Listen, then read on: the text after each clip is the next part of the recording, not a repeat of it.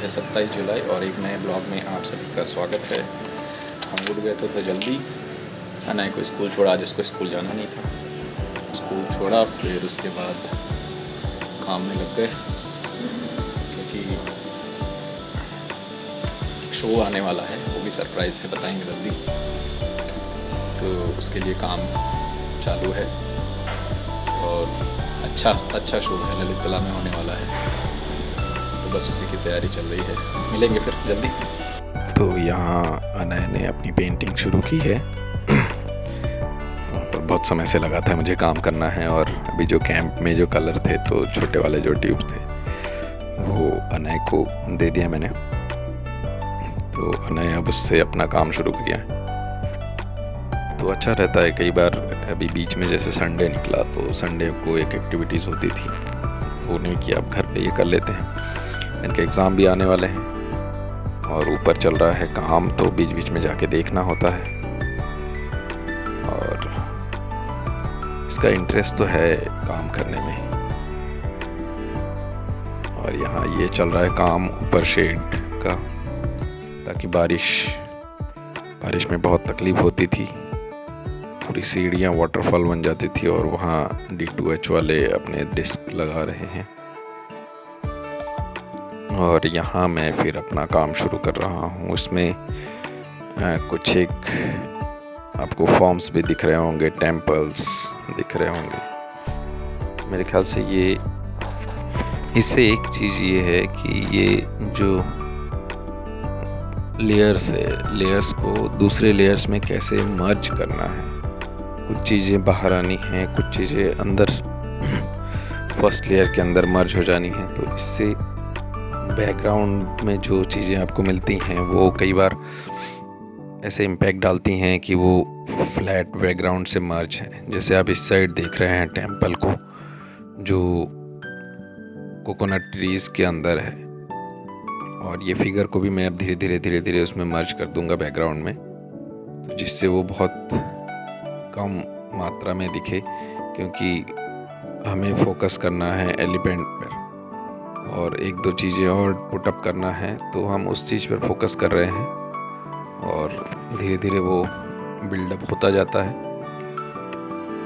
समय जो है प्रॉपर इसमें देना बहुत ही ज़रूरी है, ताकि अगर जो कोई भी चीज़ ऐसी है कि आपने यहाँ छोड़ के मान लीजिए आप कहीं दूसरी जगह दूसरे काम में व्यस्त हो गए, तो आपका वो जो मूड सेटअप होता है वो चेंज हो जाता है। फिर लगता है ठीक है यार, कर लेंगे ऐसे करके, और वो कर लेंगे वाला वो नहीं होना चाहिए।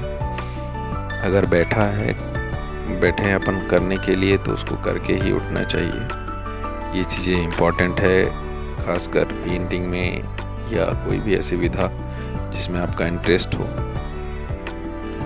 तो धीरे धीरे मैं चीज़ों को मर्ज करता जा रहा हूँ, क्योंकि आउटलाइन तो हो गई है, चीज़ें उसमें मर्ज होंगी, कुछ दबेंगी, कुछ उठेंगी, तो वो ज़्यादा मेरे ख्याल से इम्पैक्ट डालेगा विजुअली भी, और कॉन्सेप्ट वाइज तो है ही ये। दूसरा, इसमें जो बीच का मैप है, वो उसमें भी नाम लिखने बाकी हैं। अभी एक दो और जगह है जहाँ पे नाम लिखना बाकी है। कई बार क्या होता है, मैं जगह के नाम लिखता हूँ मैप में, जैसा लिखा होता है ना, उसी तरीके से। तो उन जगहों के नाम मुझे उस कंट्री के उससे नाम से ढूंढना पड़ेगा, फिर मैं उसको उन जगह पे पुटअप करूँगा, लिखूँगा। तो ये जो फिगर आप देख रहे हैं, ये सब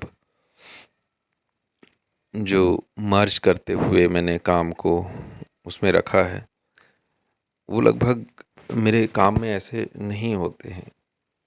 वो फिगर्स को मैं ज़्यादातर इस्तेमाल नहीं करता। ऑब्स्ट्रैक्ट फॉर्म्स होते हैं, जो कुछ चीज़ें छोड़ी हुई जगह हैं, वो सारी चीज़ें होती हैं। तो ऐसा कुछ लगता है कि कुछ वहाँ से ख़त्म हुआ है, फिर वो वहाँ से हटाया गया है, तो जो हटाए जाने का इम्प्रेशन है, कुछ जगह छाप छोड़ जाती है, वो चीज़ें मेरे काम में होती हैं और दिखती हैं। एक्चुअली इसमें लगभग अभी मेरे ख्याल से 5 से 8 लेयर लग चुके हैं, और ये लेयर्स की संख्या और बढ़ेगी, क्योंकि जब तक आप सेटिस्फाइड नहीं होते काम से लेयर्स की वजह से, तब तक काम करना और उसमें एक अलग रिचनेस आता है आपके लेयर्स की वजह से। तो हम जितना लेयर काम में यूज़ करेंगे उतना काम का एक ग्लो, एक शाइन और एक रिचनेस बढ़ता है। क्योंकि कई बार क्या होता है कि अगर हम कलर में कम पानी मिलाते हैं या लेयर्स डालते हैं तो उसका एक रफ सरफेस होता है, वो धीरे धीरे धीरे धीरे शाइनिंग की ओर जाता है। वो सभी ने आपने नोटिस किया होगा, जो भी आर्ट फील्ड में कर रहे हैं व करना चाह रहे हैं, करते होंगे काम। तो वो ग्लो होना बहुत ज़रूरी है। क्योंकि मैं शुरू में बेस में इतने सारे लेयर्स नहीं लगाता था कि वो उसमें ऑलरेडी उसका एक जो चमकीलापन है वो हो। तो इसीलिए जो लेयर्स धीरे धीरे धीरे धीरे कलर के थिकनेस व कलर की जो डेंसिटी है उससे आते हैं, तो आप हर एक पार्ट को जब देखेंगे तो आपको वहाँ नई नई चीज़ें देखने को मिलेंगी। तो इसी तरीके से काम को डेवलप करने के लिए एक प्रोसेस के ज़रिए ये चलता रहता है और ये करते करते ही आता है। धीरे धीरे आपके अनुभव, एक्सपीरियंस जैसे जैसे बढ़ते जाएंगे तो ये चीज़ें और परिपक्व होती जाएंगी।